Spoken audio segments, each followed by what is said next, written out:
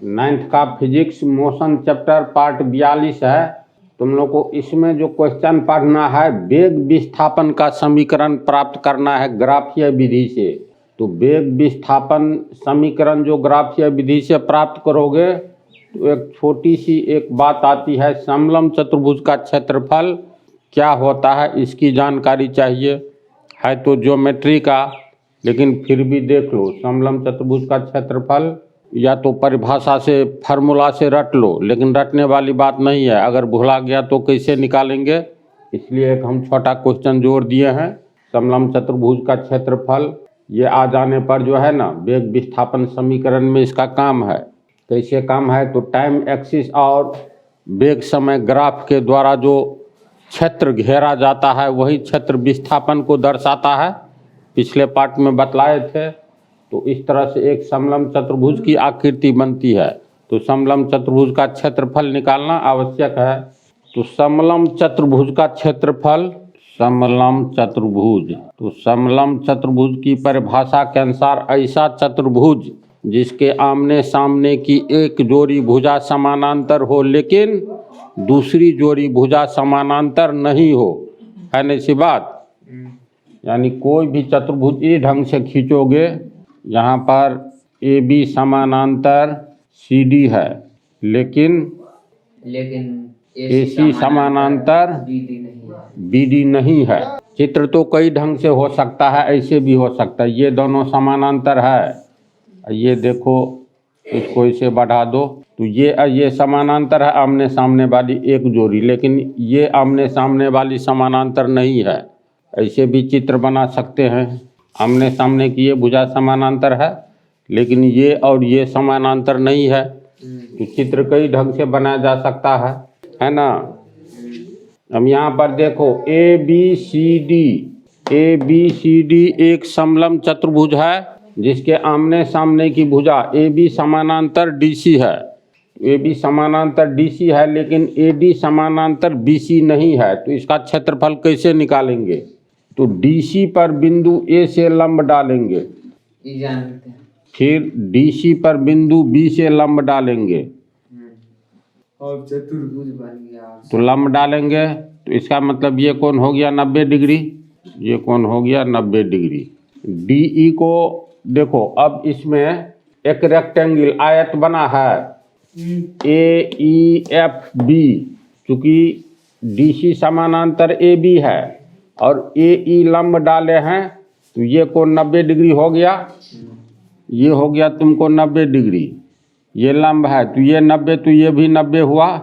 तो जब A B समानांतर ई एफ है तो दो समानांतर रेखा को कोई तिर्यक रेखा काटती है तो दो अंतःकोणों का योग 180 डिग्री होता है। तो ये 90 है और ये कोण कितना होगा, 90 होगा तब ना। 90 90 180।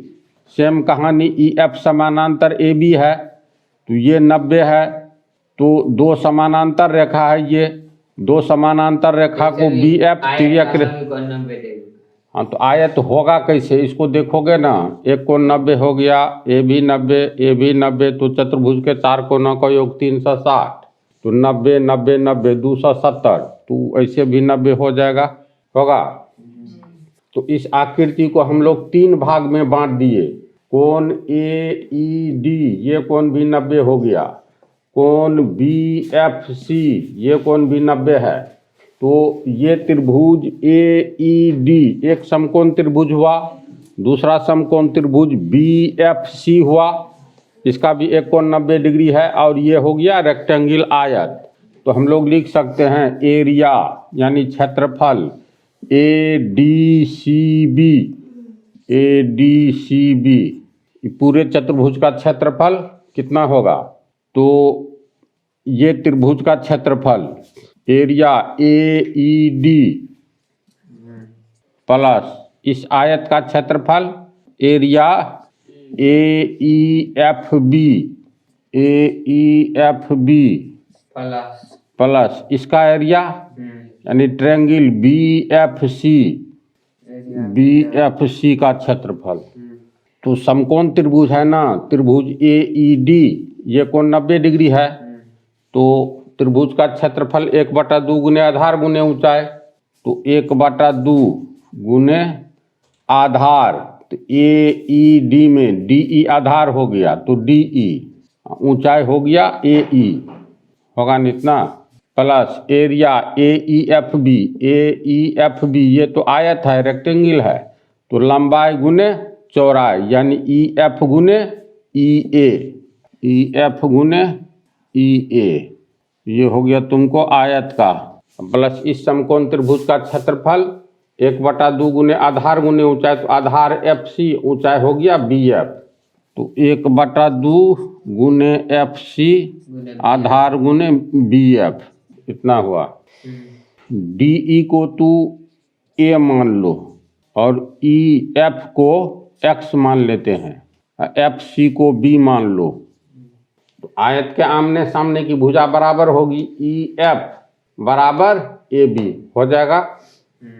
इस ए ई ऊंचाई को एच मान लेते हैं, तो बी एफ दो समानांतर रेखा के बीच की लंबवत दूरी समान होती है, तो ए ई को अगर एच माने तो बी एफ को भी एच मानेंगे ऊंचाई को।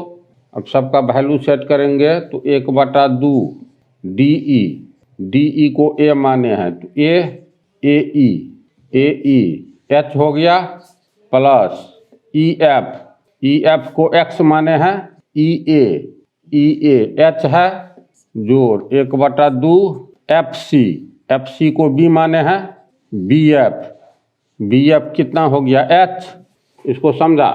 वहाँ पर भी तो बी, जैसा भी हमको बी ए लेना है, डी ई बी कुछ भी मान सकते हैं। बी लीजिए ना। क्या बोला तू, ई आधार एफ सी को बी माने हैं ना, हाँ उधर भी आधार डी ई को बी माने, समान होगा तब न, डी ई बराबर एफ सी होगा, कोई गारंटी नहीं है, नहीं न है, तब भी नहीं ले, तब सेम नहीं ले सकता है, मतलब ए बराबर बी हो भी सकता है, ये दूरी 5 सेंटीमीटर तो ये 5 सेंटीमीटर हो सकता है, लेकिन कोई गारंटी नहीं है, हो सकता है ये 4 सेंटीमीटर हो, ये 5 सेंटीमीटर हो, इसलिए समान नहीं माने। हाँ इसलिए समान नहीं मानेंगे, ठीक है। तो ये हो गया तुमको ए एच बटा 2 plus X H plus B H बटा 2, इसमें देखो तीनों में एच कॉमन है, एच निकल जाएगा, एच निकल गया, बच गया a/2 plus x plus b/2, समझ रहे हैं सब जी। हाँ। तो यहाँ पर हुआ, ये फिर हो जाएगा h, इसका लघुत्तम ले लेंगे, कोष्ठ के भीतर तो 2 ए प्लस 2x प्लस b, इतना हुआ। तो हम लोग को ये निकला है, इसको हम लोग 1/2 को बाहर कर सकते हैं, ये h है तो इसको लिख सकते हैं h/2, 2 तो पूरे के बटा में है, बाहर कर दो, ये हो गया a plus 2x plus b होगा, ये हो गया h/2।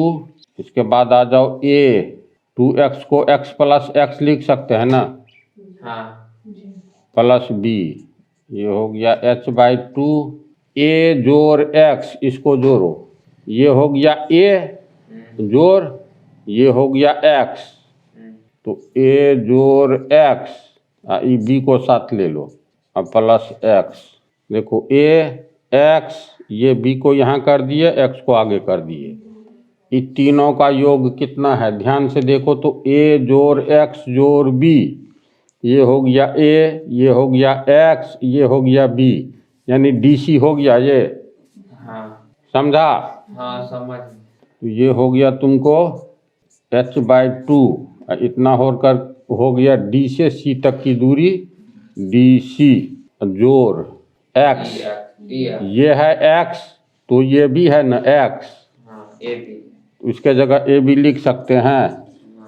ये हो गया तुमको 1/2 गुने h हुआ, हो गया ना, h/2 DC जोड़ ए बी, ये DC जोड़ ए बी, यानी दोनों समानांतर भुजा का योग, हाँ तो 2 समानांतर भुजाओं का योग, ये फॉर्मूला हो गया इसका। हाँ ये समलंब चतुर्भुज के क्षेत्रफल का फार्मूला, 1/2 h क्या है? h है ऊंचाई, है ना? तो 1/2 गुने ऊंचाई गुने दोनों समानांतर भुजाओं का योग। इस समलंब चतुर्भुज का क्षेत्रफल अपने से निकालना है ना, आसान। समझा? इसको कुछ पूछना है नहीं। तो इसको हम फेर में लिख देते हैं। पहले इसको फेर कर दिए हैं, कैसे लिखोगे है तो मैथ का, लेकिन तुम लोग को समझा दिए हैं। तो अगला क्वेश्चन जो है वेग विस्थापन समीकरण ग्राफीय विधि से प्राप्त करें। इसमें इसकी आवश्यकता है इस टॉपिक की, तो इसको तुम लोग उतार लो और नेक्स्ट क्वेश्चन जो है ना वो अगले ही पार्ट पे रहने दो।